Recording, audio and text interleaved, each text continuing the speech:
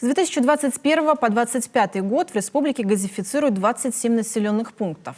Это более 8 тысяч домов и 25 котельных. Соответствующие цифры прописаны в программе развития газоснабжения и газификации региона, которую согласовали в августе прошлого года Владимир Уйба и председатель правления «Газпром» Алексей Миллер. На сегодняшний день в Коми уровень газификации составляет лишь 52%. Почему темпы гораздо ниже, чем необходимо? Об этом сегодня говорили газовики, представители профильных ведомств и муниципалитетов. Спорные моменты в репортаже Татьяны Супряткиной. 280 населенных пунктов республики обеспечены природным и сжиженным голубым топливом. Но это лишь половина из того, что необходимо газифицировать. Подобная картина по всей стране. Темпы газификации в России сильно сдали обороты. Необходимо эту работу усиливать и особый упор сделать на сельские территории. С такой жесткой позицией выступил Владимир Путин еще в начале года. Вопрос о газификации все время находится в центре вашего внимания. Тем не менее, в какой-то момент темпы они снизились. Вопросов на этот счет у граждан очень много. И, конечно, люди хотят знать планы развития газификации России. К 2030 году будет 100% завершена технически возможная газификация в нашей стране.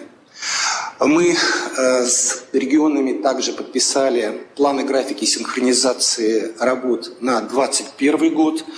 И «Газпром» и регионы уже, начиная с 1 января, набирают совершенно новую скорость, новые темпы работы.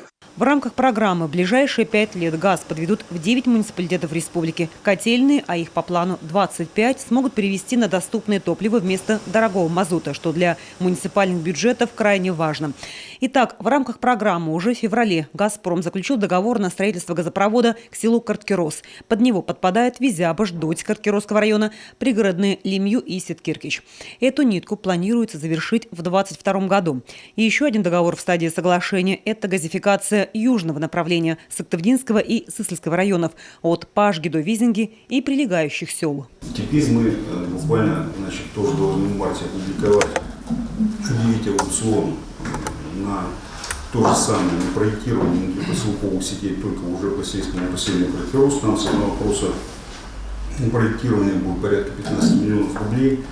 И вот мы с Игорем Викторовичем Кузьмичевым, это вот вопрос о проблемах, да, мы договорились, что часть расходов, связанных с межеванием и планировкой, на себя возьмет, и такая возможность есть по программе газификации, возьмет у себя Минстрой и ЖКХ.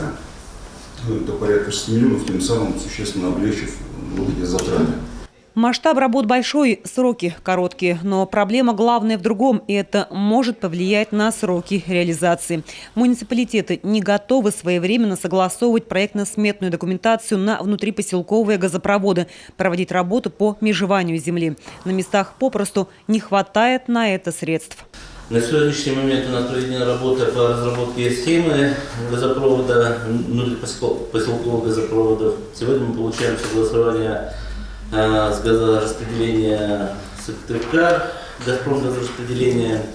Но проблема, конечно, у нас стоит в одном, что сегодня нет у нас денежных средств, финансов на разработку документов. Это проекта межевания, проекта планировки, разработка проектно-сметной документации и проведение проектно-изыскательских работ. Здесь на эти работы нам необходимо в бюджете запланировать порядка 30 миллионов рублей.